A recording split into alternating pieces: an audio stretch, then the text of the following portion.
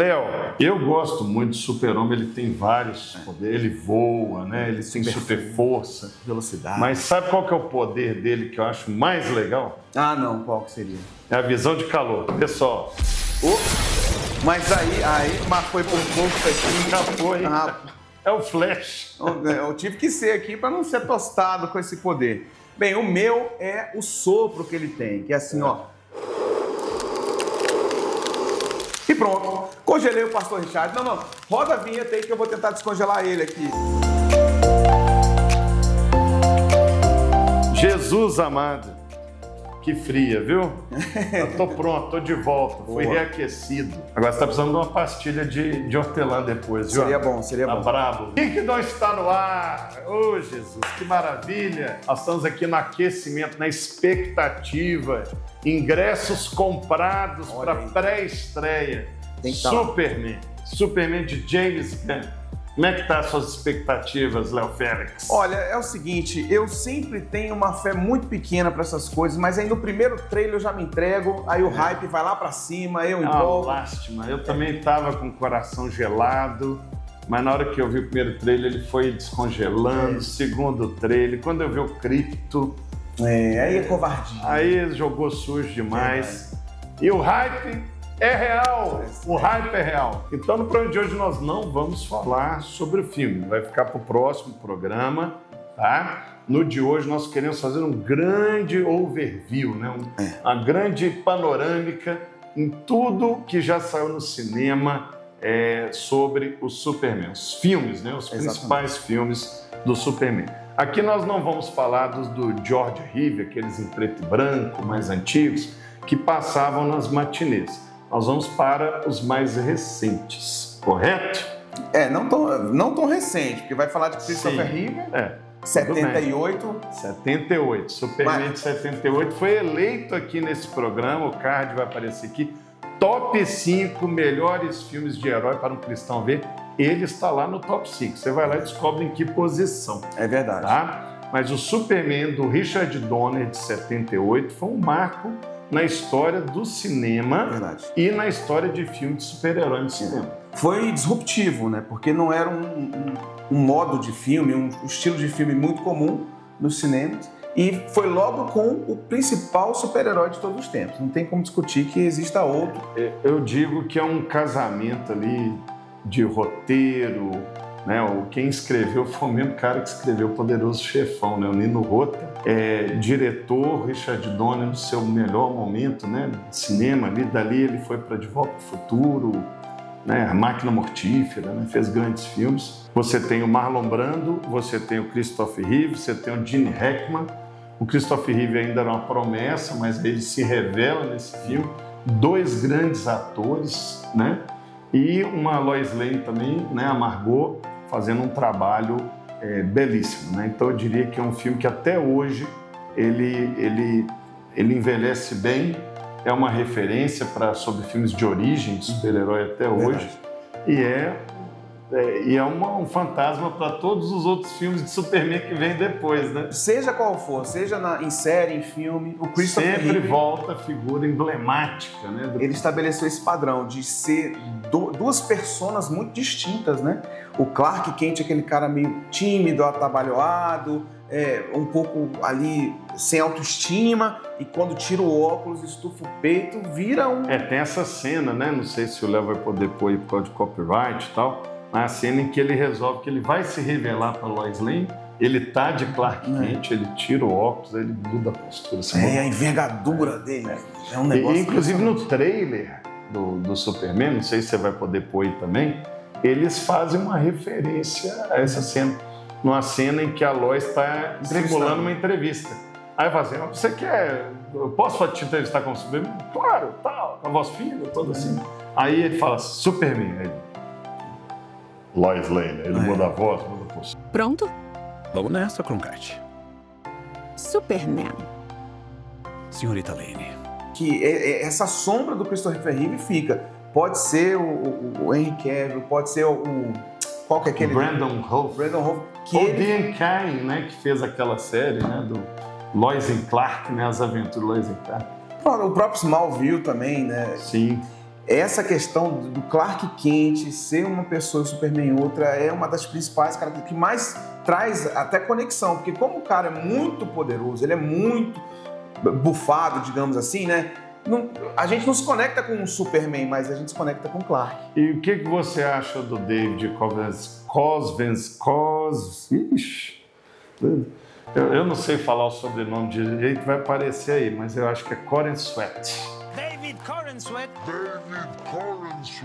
O ator que foi escalado para fazer esse novo Superman. Que impressão que você está tendo deles? Olha, o visual ficou bom. Voltaram com a ideia da sunga por cima. O uniforme clássico. A coisa é uma mensagem passando pra gente, olha, traz as origens, né? E o que a gente está vendo de interpretação do trailer, né? Ele é um bom ator, né? Parece que é um bom ator. Eu acho que vai dar certo, acho que vai dar bom. E uma confiança muito grande que eu tenho é no James Gunn, que ele é um cara que pega personagens que não são muito conhecidos e ele traz... Vida, né? ele lê quadrinho. Você vê no trailer, aparece a Mulher Gavião, aparece o Guy Gardner, que é o tanto Lanterna Verde para usar, ele vai... Ele não usou o Hal Jordan nem o John Stewart. Ele pegou o pior Lanterna Verde. Né? Aí aparece o Metamorfo, que é um personagem série C, né? Aparece no filme. Fora as surpresas que ele deve estar guardando. Também o Senhor Incrível aparece, não o do desenho animado, não. Mr. Terrific, da Sociedade de Justiça, que são personagens assim, eu sou um leitor quanto mais de quadrinho, são personagens que eu gosto muito, então eu fico muito empolgado de poder vê-los na tela. Mas o Christopher, voltando aqui para o Christopher Reeve, ele fez 4 filmes, mas foi como que uma ladeira abaixo. Né? Os outros filmes não são tão bons. O Superman 2 ainda é bom, mas tem uma treta aí, porque o 1 e o 2 foram gravados juntos. Mas quando foi refazer algumas coisas, os produtores, como o primeiro filme fez sucesso muito grande, os produtores quiseram mexer no segundo filme que já estava pronto. E o diretor brigou e foi embora. Aí tiveram que chamar um outro diretor para refazer muito do filme, porque o Gene Hackman falou que não ia participar em apoio ao diretor, né? O Marlon Brando falou que não ia voltar também, em solidariedade ao diretor, então ficou só o Christopher Reeve, né, e a Margot. E eles tiveram que refazer muita coisa por causa da ausência desses atores, né? Então ficou um filme picotado, ficou um filme esquisito, né? Tem algumas passagens meio bizarras no filme, que é o filme que aparece o famoso General Zod, né? General Zod. Que ele foi preso na Zona Fantasma e aí por um acidente ele é liberto, mas Krypton não existe mais. Então ele vai até a Terra atrás do seu conterrâneo, né, para eles dominarem o planeta. Né, eu acho que o Terence Stamp é o único acréscimo interessante nesse filme como vilão, o General Zod. É o Zod que marcou a história e que no filme do Henry Cavill também tem um Zod que não pegou, né? O Michael Shannon, né, faz o General Zod lá no Man of Steel. Sim. Né? É um excelente ator, cara, mas... Vamos chegar lá. E o terceiro filme... Não, o terceiro filme não dá. É um horror, porque eles trazem o Richard Pyle, que é um comediante. E o filme é uma comédia. Muito bizarro, assim.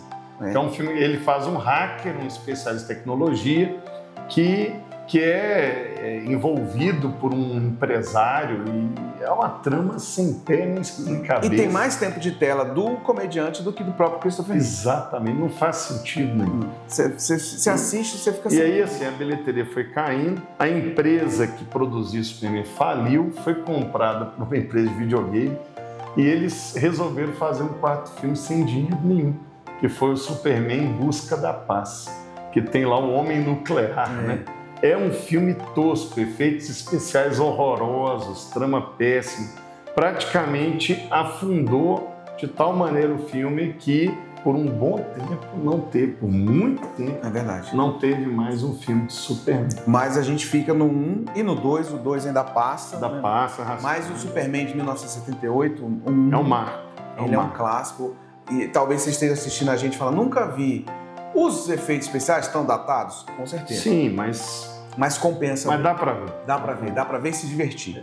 Tanto que quando volta, né, o Superman Returns, que foi dirigido pelo Bryan Singer, ele tinha dirigido X-Men 2. E aí falaram assim, vamos chamar ele para fazer o filme do Superman. Tiraram ele da Marvel, né, da Fox, ele foi para Warner é o sonho dele, né, fazer o Superman. E aí, então, ele decide fazer um filme tributo. O filme é como se fosse uma continuação do Superman 2. Então, ele segue a trama como se tivesse acontecido o 1 e o 2 e o Returns fosse o 3. Aí ele chama o Brandon Routh, que era um ator desconhecido, mas que era muito parecido com o Christopher Reeve. É um bom ator. É um bom ator. É bom. Chama para fazer o Lex Luthor. O House of Cards. Me ajuda aí, qual que é o nome dele? Kevin Spacey. Kevin Spacey. Que depois ia ganhar 2 Oscars.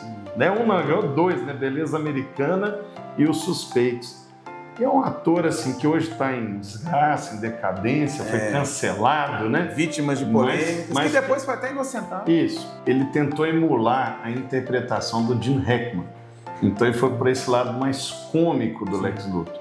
Né? E isso eu sempre senti nas interpretações do Lex Luthor. Até do menino que fez o Lex Luthor no Batman vs Superman, né? O Eisenberg lá. Que é essa coisa de um sujeito assim excêntrico, né? Um milionário excêntrico. Quando a matriz do Lex Luthor do quadrinho é um sujeito assim ultra inteligente, estratégico, manipulador, meticuloso, frio, calculista. Eu quero crer que o Nicholas Hoult, que é um ator extraordinário, né? Já vi ele em filmes como o Estrada da Fúria, né? O Jurado número 2, acho do Clint Eastwood, que saiu ano passado, um filmaço que ninguém viu. Todo mundo só lembra dele fazendo fera no First Class, lá, né? Nas séries. E no Mad Max, né? Então ele é um ator articulado, ele consegue fazer herói, vilão. Ele tem muito recurso, né? E pegou bem de Lex, esteticamente. Isso, ele tem a estética, é jovem, né? Faz um Lex Luthor mais jovem. E eu tenho a impressão que vai ser esse Lex Luthor mais manipulativo, mais inteligente, mais estratégico. Tudo que entregou no trailer, a gente não viu esse sarcasmo, ironia nenhuma. Isso. E aí eu acho, voltando para o Superman Returns, que o grande prejuízo foi o Singer ser muito devoto do filme do Donner. Ele não criou algo diferente, ficou muito preso, né? Ele fez muita vênia, assim, né? Ele ficou muito dependente do filme do Donner ao invés de propor algo diferente. E por isso mesmo eu creio que o filme ele não teve o sucesso que eles esperavam, né? Havia uma ideia de continuação e como a bilheteria foi fraca, eles desistiram. Antes disso, teve até aquela história do Nicolas Cage, né? O Tim Burton fazer um filme. Né? Tem um documentário só sobre o filme do Super-Homem que não aconteceu, né? Inclusive é referenciado no filme do Flash. Sim, ele aparece. Horroroso do Flash. Aparece Nicolas Cage. O Superman da época que era mais cabeludo. Isso, tudo mais. Mas aí chegamos na era Snyder, Léo. Na era Snyder, muito estimulado pelos 3 filmes do Christopher Nolan, do Batman, surgiu aquela ideia de fazer um Superman na mesma pegada, mais realista. Né? Enquanto a Marvel navegava por uma coisa mais colorida, mais leve. Mais fantasiosa. Piadas entre cenas de ação, né? A DC falou, vamos no padrão Cavaleiro das Trevas aqui. Sombrio e realista. Sombrio e realista. E aí veio Man of Steel, com o Zack Snyder. Que é um filme que, assim, se a gente for julgar, ele não é tão bom, mas eu gosto. Eu gosto do Henry Cavill. Eu gosto da trilha sonora. É bom. Do Hans Zimmer. Dá pra curtir essas... Eu gostaria de ver mais. Quando falou, vai mudar o Superman, eu fiquei um pouco assim... Eu não gosto dessas mudanças, né? Por mais que o filme não seja tão bom, eu me apego. E aí... Mas eu já tô vendido já. Isso aí já foi. Foi igual o Crepúsculo como Batman, o menino lá, o Robert Pattinson. O Robert Pattinson como Batman. The Batman. Não faz o menor sentido aquele cara como Batman, mas o filme é bom pra caramba, eu gostei muito. O filme é bom. O The Batman é muito bom. Mas ele é bom ator, você tem que ver mais filme dele. Não, tudo bem. Eu não vi ainda o Mickey 17 aí. Dizem que esse não é bom. Eu não vi. Esse aí é o mais recente dele. É uma trilogia, né? Porque a gente vai contar aí com os filmes da Liga da Justiça. Isso, você tem Man of Steel, Batman vs Superman e Liga da Justiça. São 3 filmes que o Superman aparece. Um Superman completamente diferente. Se a gente critica que houve uma cópia, nesse caso, né? Eles foram para outro extremo. O Superman é uma pessoa melancólica, triste, chateada, que não se conforma com o legado que ele carrega. Você vê ali o Russell Crowe faz o pai dele, né? O Jor-El, o pai dele alienígena. E o Kevin Costner faz o Jonathan Kent. E ele, o tempo todo, desestimula o filho a ser um herói. A ponto de ter uma passagem no filme que um ônibus escolar vai afundar, ele resolve usar os poderes dele. Aí o pai dele fala assim, alguém podia te descobrir. Ah, mas as pessoas iam morrer? Ah, não interessa. Né? Olha só. A ponto de deixar o pai morrer para não revelar a identidade. Esse não é o Superman que eu conheço. Não é o Superman do Siegel e do Shuster, os criadores do personagem. Não é o Superman dos quadrinhos. Eu acho que o Superman que eles criaram para aquele jogo chamado Injustice, meu filho adora jogar aqui, né? Que é um Superman que perdeu a Lois Lane porque o Coringa matou. Isso. E aí ele perde a humanidade, vira um cara assim fascista, né? Começa a ser o imperador do mundo. Eles pegaram esse Superman do mundo alternativo, né? Um multiverso da vida aí, pegaram um Superman, que aí a desconexão é absoluta, né? Não tem como você se ver nesse personagem. E aí, por mais que o Henry Cavill, né, tenha o porte, né, tenha a postura, tenha a figura, por mais que o filme tenha um cuidado de produção, eu acho que falta a caracterização, descaracterizaram o Superman. E isso só vai piorando, né? Quando você vai para Batman vs Superman, né, você piora essa condição. O Superman já vem de uma situação em que ele, quem não viu o filme, vai um spoiler, ele mata o vilão. O Zod. Que não é, o Superman não mata. Ele devolve para ele. Bota na Zona Fantasma, né, mas ele não mata. Ele não mata. E ali ele mata. E aí, no Batman vs Superman, você tem o Batman preocupado com aquele alienígena que destruiu Metrópolis. A luta dele, ele destruiu a cidade toda. No final, ele tá beijando a Lois com a cidade destruída. Pra mim, que loucura é essa? Aí eles botam o Ben Affleck como esse Batman velho, fim de carreira, que tá preocupado com esse alienígena que tá circulando aí, destruindo tudo. E aí, com razão, né? A preocupação dele é pertinente. Esse plot faz sentido. Sim. O que não faz sentido é como que um filme chamado Batman vs Superman, você tem expectativa, então, do quê? Do confronto entre os dois grandes ícones da DC Comics, Batman e Superman, e a luta dura 8 minutos. É um filme de quase 3 horas, que tem uma luta de 8 minutos, que se encerra com falando Marta, que pra mim é uma das coisas mais hediondas em roteiro de super-herói. Né? Save Marta! O Superman pede pro Batman salvar a mãe dele. Save Marta! Só que aí a mãe do Batman também chamava Marta. Isso é uma tremenda coincidência, né? Isso realmente, nos quadrinhos, as duas são Marta. E são personagens que foram criados em épocas diferentes, por autores diferentes, né? E depois a DC vai e traz os dois para viver junto. E o Superman morre no final do filme. É um atropelamento, assim, é muita pressa. Eles queriam desenvolver um universo inteiro num filme só. Apresentaram no filme por e-mail do Lex Luthor, Aquaman, Flash... a Mulher Maravilha aparece de gaiato, o Cyborg. Eles queriam fazer o que a Marvel gastou 11 anos em um filme. Mas essa é a questão. O que estava sendo desenvolvido em década, né, pela Marvel, eles pensaram que era uma corrida e falaram, não, Thanos está para Darkseid, então já vamos fazer tudo aqui, já traz o Apocalipse para no próximo já ter o Darkseid. Exatamente. E aí a Liga da Justiça, que é o terceiro filme, né, que ele aparece, o Superman ali, ele é uma figura ausente na maior parte do filme, e aí então ele é ressuscitado e ele vai lá e o que estão suando para fazer o filme inteiro, ele resolve em 5 minutos, que é vencer o Lobo da Steppe. Você pega um filme da Liga da Justiça e escolhe um vilão de quinta categoria, porque você fala assim, não, o vilão principal vai vir depois. Mas e se não tiver depois? Não teve depois. Realmente não teve. O filme foi muito abaixo das expectativas, né? Agora, centralizando no Superman, a questão toda é que o Henry Cavill, ele é um ator, por quem sou eu para julgar, mas assim, ele é muito limitado na sua... Sim, ele não é um ator com recursos igual, por exemplo, nós falamos aqui que o Nicholas Hoult E aí, o que acontece? Não tem Clark Kent nesse universo do Superman. Só tem o Kal-El. Só tem Kal-El. E o Clark Kent, eu volto a dizer, é uma figura central nesse Importante. Porque ele conecta com a Lois, ele conecta com a questão dessa identidade secreta, que é um fator muito importante para a cultura do super-herói. E ele não interpreta. Ele no The Witcher, né? Ele é um bruxo lá, é um cara... falando bruxaria... Derrubou o rei. Falou bruxaria. Ele é um cara que interpreta personagens sérios, personagens antipáticos, personagens que não tem carisma. Lá no Missão Impossível... É a mesma coisa. Ele faz um vilão muito interessante também, mas nesse filme realmente ele não consegue. E aí fica uma lição também pra gente trazer aqui, né? Porque é um canal que a gente quer fazer sempre a reflexão cristã, que o que faz o Superman ser legal são dois elementos. E um você falou, é a humanidade dele.